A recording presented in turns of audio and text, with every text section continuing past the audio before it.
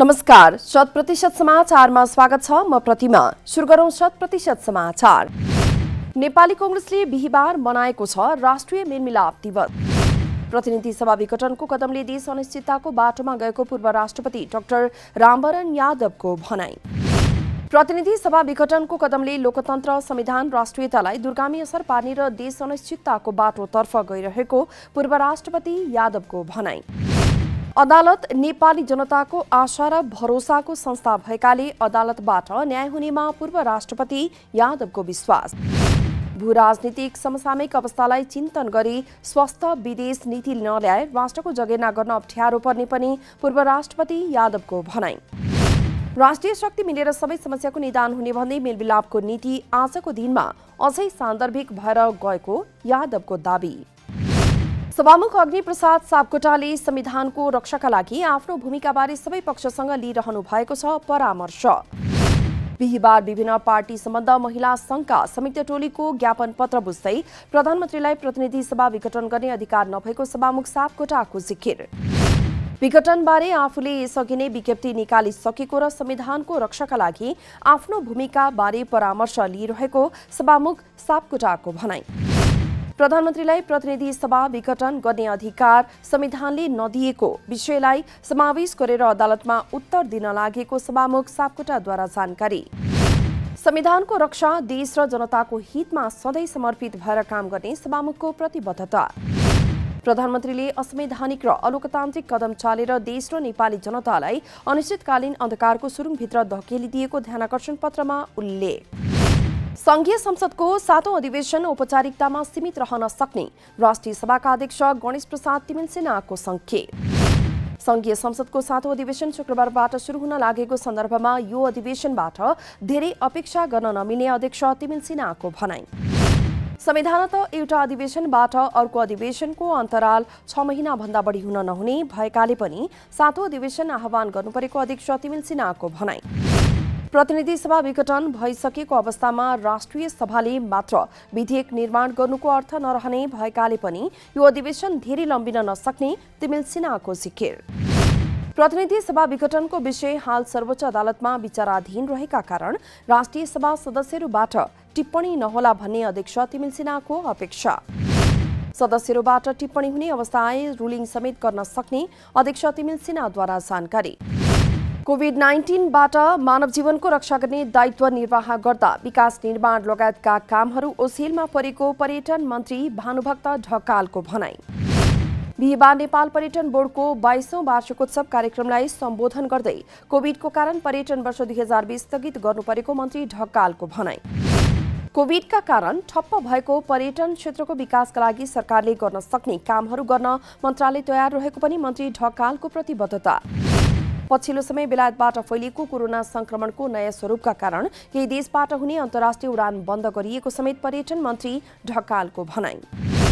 नेकपामा आएको फुटसँगै प्रदेश 1 मा 2 समूहले एकअर्कालाई गरेका छन् कारबाहीको घोषणा।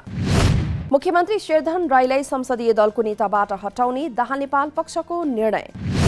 नेकपा दाहाल नेपाल पक्षको संसदीय दलको नेतामा भीम आचार्य चयन। त्यसको प्रतिउत्तरमा ओली समूहमा रहेका मुख्यमन्त्री राईद्वारा आचार्यसहित 15 प्रदेशसभा सदस्यलाई 3 महिनाका लागि निलम्बन गरिएको घोषणा। यसअघि शनिबार मुख्यमन्त्री शेरधन राईले इन्द्र आङ्बोलाई हटाएका थिए मन्त्रीबाट। आइतबार राई विरुद्ध 37 सांसदले दर्ता गराएका थिए अविश्वासको प्रस्ताव। राष्ट्रिय सभाका सदस्यहरूको कोभिड-19 परीक्षणका लागि स्वाब सङ्कलन। राष्ट्रिय सभाको हिउँदे अधिवेशन शुक्रबारबाट सुरु हुने भएपछि बिहीबार गरिएको हो स्वाब सङ्कलन। अधिवेशनको पहिलो बैठकको अघिल्लो दिन सबै सदस्यको निशुल्क पीसीआर परीक्षणका लागि स्वाब सङ्कलन गरिएको संसद सचिवालयद्वारा जानकारी। पीसीआरको रिपोर्ट शुक्रबार बिहानसम्म आउने र नेगेटिभ भएका सांसदहरू मात्र अधिवेशनमा सहभागी हुने व्यवस्था। सरकारले पौष 5 गते प्रतिनिधि सभा विघटन गरेकाले यस पटकको हिउँदे अधिवेशनमा राष्ट्रिय सभाको बैठक मात्रै हुनेछ सञ्चालन। पछिल्लो 24 घण्टामा 534 जनामा संक्रमण पुष्टि भएसँगै संक्रमित संख्या 2,60,593 पुगेको स्वास्थ्य तथा जनसङ्ख्या मन्त्रालयद्वारा जानकारी। यसै थप 447 जना निको भएर डिस्चार्ज भएसँगै अहिलेसम्म निको हुनेको संख्या 2,52,359 पुगेको मन्त्रालयको तथ्याङ्क। कोरोना भाइरस संक्रमणबाट थप 9 जनाको ज्यान गएसँगै मृत्यु हुनेको संख्या 1856 पुगेको मन्त्रालयद्वारा जानकारी। शुक्रबारदेखि अनलाइन माध्यमबाट पुनः श्रम स्वीकृति दिने वैदेशिक रोजगार विभागद्वारा जानकारी। म्यादी जीवन बीमा र कल्याणकारी कोषको रकम भुक्तानी गरी अनलाइन माध्यमबाट आवेदन दिई श्रम स्वीकृति लिन सक्ने व्यवस्था। शुक्रबारदेखि नै अनलाइन आवेदन भरेर पुनः श्रम स्वीकृति लिन सक्ने व्यवस्था गरिएको विभागका महानिर्देशक कुमार प्रसाद दाहालको भनाई। यो सेवा लागू भएसँगै पुनः श्रम स्वीकृति लिनका लागि विभागको कार्यालय धाउनुपर्ने बाध्यता अन्त्य हुने दाहालको दावी। एकपटक विभागबाट आइडी लिएका फिंगर प्रिन्ट गराएका बायोमेट्रिक लिइसकेका व्यक्तिहरूलाई पुरानै विवरणको आधारमा श्रम स्वीकृति दिने व्यवस्था। अनलाइनबाटै आवेदन दिएर निशुल्क सेवा लिन सकिने व्यवस्था गरिएको दाहालद्वारा जानकारी।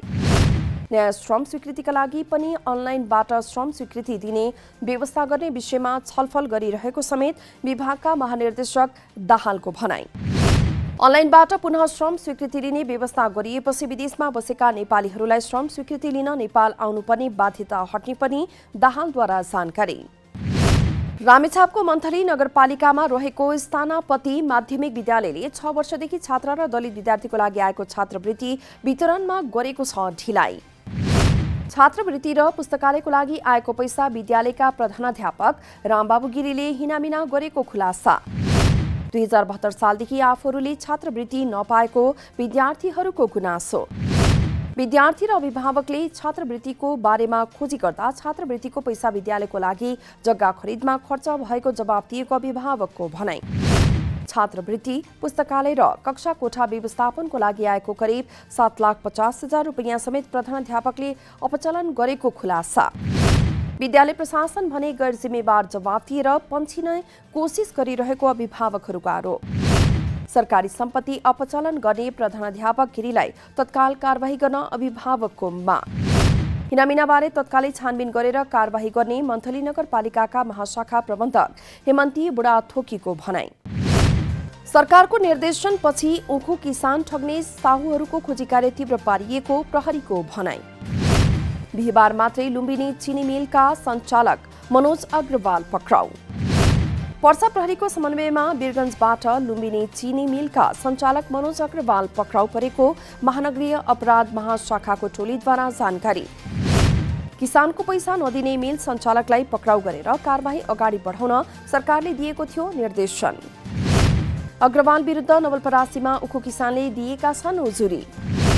अग्रवालले किसानको 17 करोड रुपैयाँ भन्दा बढी रकम तिर्न बाँकी रहेको प्रहरीद्वारा जानकारी। विभिन्न 4वटा चिनी मिलका सञ्चालकले उखु खरिद गरे बापत किसानलाई करिब 70 करोड भन्दा बढी बक्यौता भुक्तानी गर्न बाँकी।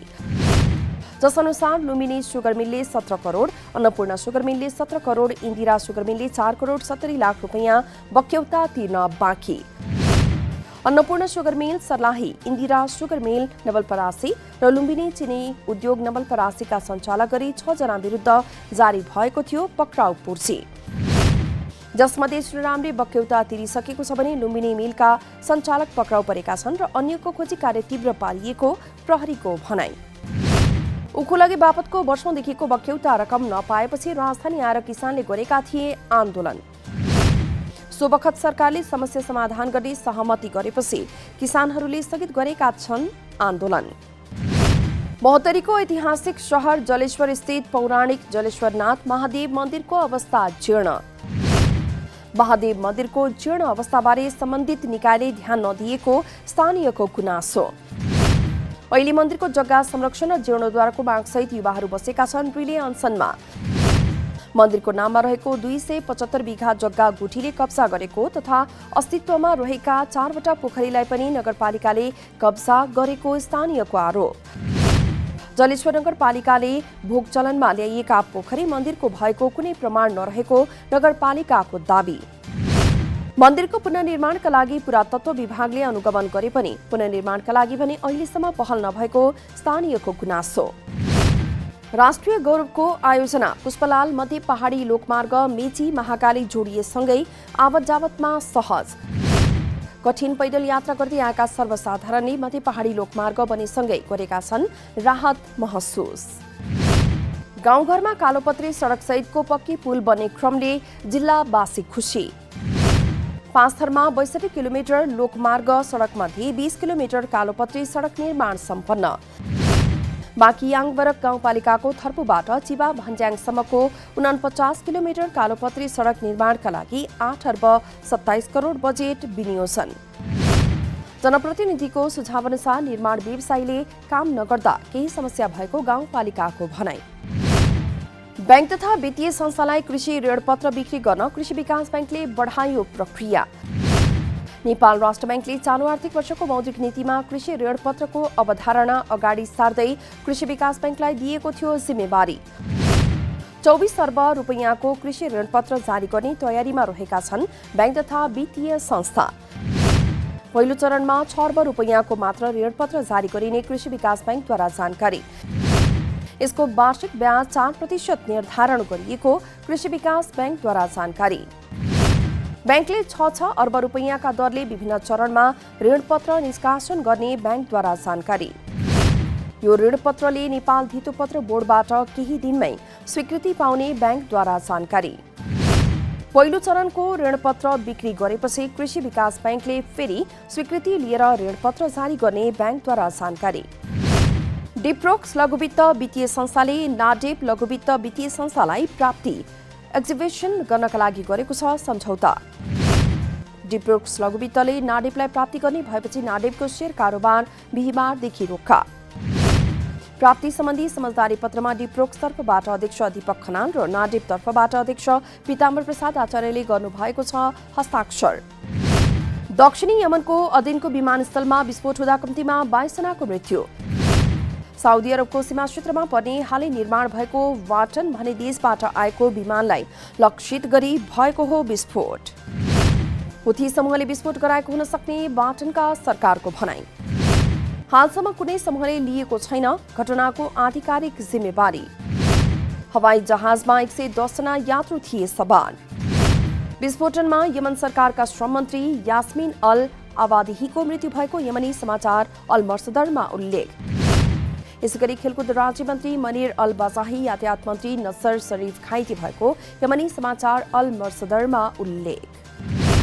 सिरियाको पूर्वी क्षेत्रमा बसमाथि एम्बुस आक्रमण हुँदा कम्तीमा 28 जनाको मृत्यु।